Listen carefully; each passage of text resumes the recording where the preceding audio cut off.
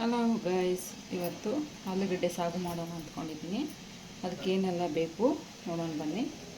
ಕಡಲೆ ಹಿಟ್ಟು, ಈರುಳ್ಳಿ, ಕರಿಬೇವು, ಒಣಮೆಣ್ಸಿನ್ಕಾಯಿ, ಹಸಿಮೆಣ್ಸಿನ್ಕಾಯಿ ಯೂಸ್ ಮಾಡ್ಕೊಳ್ಳಿ, ಕೊತ್ತಂಬರಿ ಸೊಪ್ಪು, ಕ್ಯಾರೆಟು, ಇದು ಬೀನ್ಸು, ಸಾಸಿವೆ, ಅರಿಶಿನ, ಜೀರಿಗೆ, ಬೇಯಿಸಿರೋ ಆಲೂಗಡ್ಡೆ. Next oil. ಕುಕ್ಕರ್ ಬಿಸಿಯಾಗಿದೆ, ಆಯಿಲ್ ಹಾಕ್ಕೊತಾ ಇದ್ದೀನಿ. ಆಲೂಗಡ್ಡೆ ಬಿಸಿರೋ ಕುಕ್ಕರಲ್ಲೇ ಮಾಡ್ಕೊತಾ ಇದ್ದೀನಿ. ಸ್ವಲ್ಪ ಆಯಿಲ್ ಹಾಕ್ಕೊತಿದ್ದೀನಿ. ಆಯಿಲ್ ಸ್ವಲ್ಪ ಕಾಯಿಲಿ. ಸಾಸಿವೆ,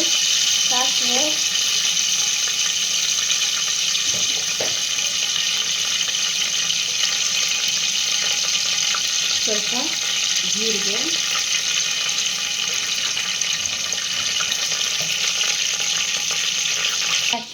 ಕಡಲೆ ಹಿಟ್ಟು ಸ್ವಲ್ಪ ನೀರು ಹಾಕಿ ಕಲಿಸ್ಕೋಬೇಕು. ನೀವು ಆಲೂಗಡ್ಡೆ ಎಷ್ಟು ಬೇಯಿಸ್ಕೊಂಡು ಪ್ರಮಾಣದಲ್ಲಿ ನೋಡಿ ಹಾಕೋಬೇಕು. ಕಡಲೆ ಹಿಟ್ಟು ನಾನು 2 ಸ್ಪೂನ್ ಹಾಕ್ಕೊಂಡಿದ್ದೀನಿ. ಗಂಟಿಲ್ದಂಗೆ ನೀಟಾಗಿ ಕಲಿಸ್ಕೋಬೇಕು. ಈರುಳ್ಳಿ, ಕರಿಬೇವು, ಮೆಣಸಿನಕಾಯಿ ಹಾಕೊಂಡಿದ್ದೀನಿ. ಇದು ಫ್ರೈ ಆಗಲಿ.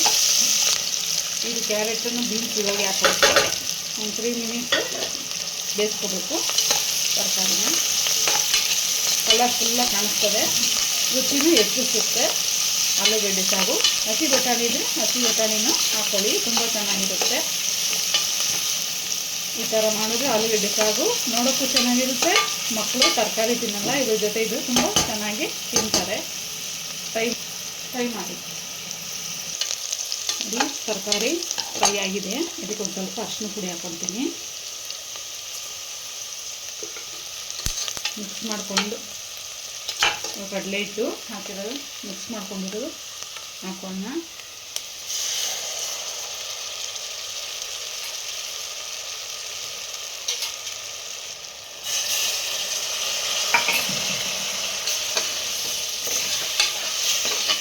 ಇದು ಸ್ವಲ್ಪ ಗಟ್ಟಿ ಆಗುತ್ತೆ. ಲೋ ಫ್ಲೇಮಲ್ಲಿ ಹಾಕ್ಕೊಳ್ರಿ, ಅಂದರೆ ಹೈ ಫ್ಲೇಮಲ್ಲಿ ಇಟ್ಕೊಂಡ್ರೆ ಇರೋಗ್ಬಿಡುತ್ತೆ.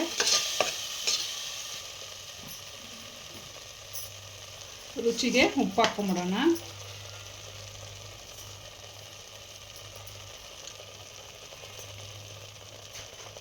ಉಪ್ಪು ಹಾಕ್ಕೊಂಡು ಮಿಕ್ಸ್ ಮಾಡ್ಕೊಳ್ಳೋಣ.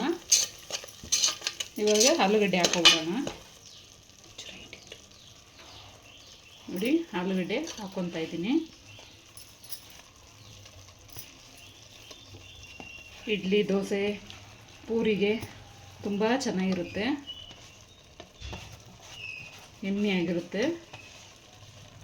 ಬ್ಯಾಚುಲರ್ಸು ಮಾಡ್ಕೊಬೋದು, ಮನೆಯಲ್ಲಿ ಮಹಿಳೆಯರು ಮಾಡ್ಕೋಬೋದು.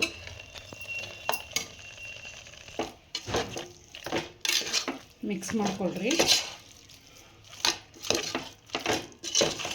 ಒಂದು ಸ್ವಲ್ಪ ನೀರು ಆ್ಯಡ್ ಮಾಡ್ಕೊತೀನಿ. ನಿಮಗೆ ಎಷ್ಟು ತೆಳ್ಳಗೆ ಬೇಕೋ ಅಷ್ಟು.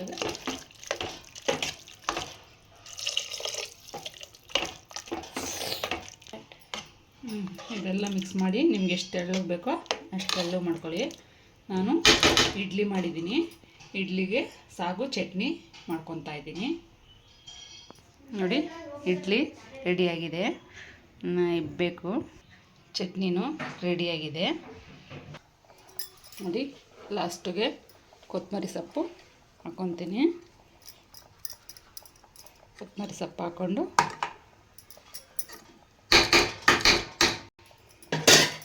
ಸೂಪರಾಗಿದೆ. ನೀವು ಒಂದ್ಸಲ ಟ್ರೈ ಮಾಡಿ, ಹೇಗಿದೆ ಅಂತ ಕಮೆಂಟ್ ಮಾಡಿ.